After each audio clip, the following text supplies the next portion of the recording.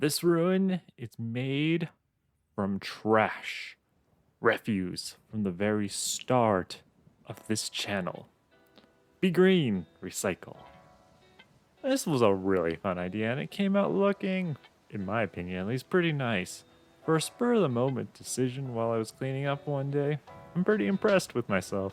Using the support structures from some 3D prints, I had planned to create this kind of collapsed building being eroded by time. And then they proved to be so much more. These support struts are amazing bulk filler. You combine them with just a bit of sculpting mold over the top of them, and I don't think I'm ever going to be tossing these things out again. So the main body of this build was going to be built around this failed print of a sarcophagus lid, a focal point with some scraps of corkboard used to kind of define the landscape and give me some flat areas to move minis around. I started building. The auxilium containers were an experiment and one I very much like now, to the point that I'm keeping all future auxilium containers just for builds like this. They're just about the right height for a 25 or 32 millimeter scale figure. I made these particular ones into pillars topped with just a bit of old sculpted mold I had rolled into a cannonball looking shape. After letting that sculpted mold dry, making sure to blend it into most of these refuse bits, I gave the entire thing just a quick coating of dried coffee grounds for some texture, and then let the entire thing dry again. Then I realized I had a problem. The pillars would not take paint very well as just plastic. So out comes the paperboard and I started cutting. 2 pieces per pillar.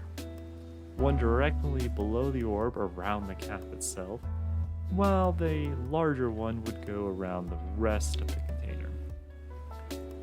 The plan here was to cover the edges of these pillars with other parts of the terrain build itself that would hide the joint, so I wasn't really concerned about getting them perfectly sized.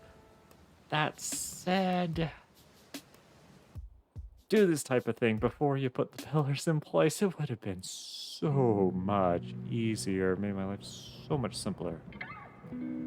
The tree is from an abandoned build, just a core of wire and then hot glued many times over to create this kind of rough tree shape.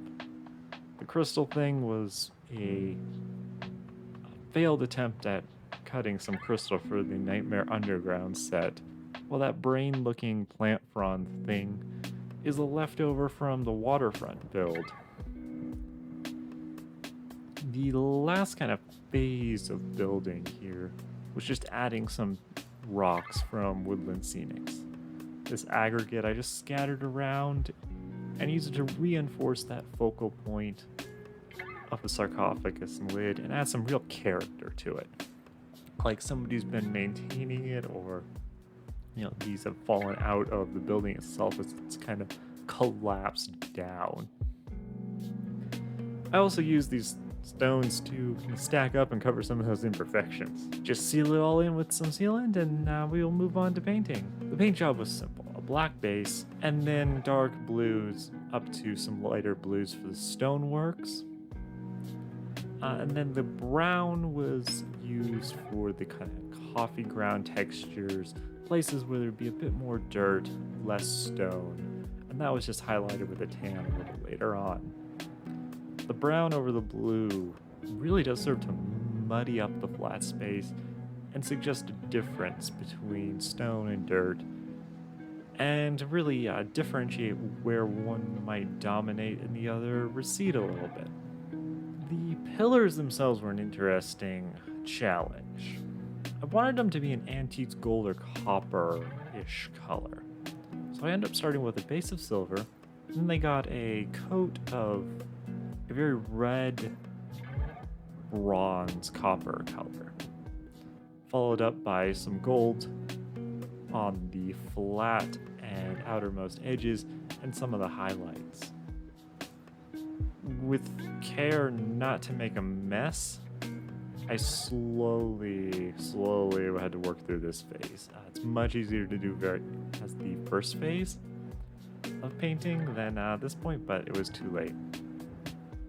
over the top of the entire gold area, I just did a very, very, very careful edge highlight of silver just to bring it back to that base tone. And called it good. The tops of the orbs were given a purple wash just to make that ball look a little magical. Some kind of trap or something. But let's wash this whole thing in black. The blues needed to be broken up. So I whipped up some black wash and started liberally applying it to the entire piece. It was a bit too thick at the start, so I ended up having to clean that up with a paper towel. But those stones needed a very strong wash.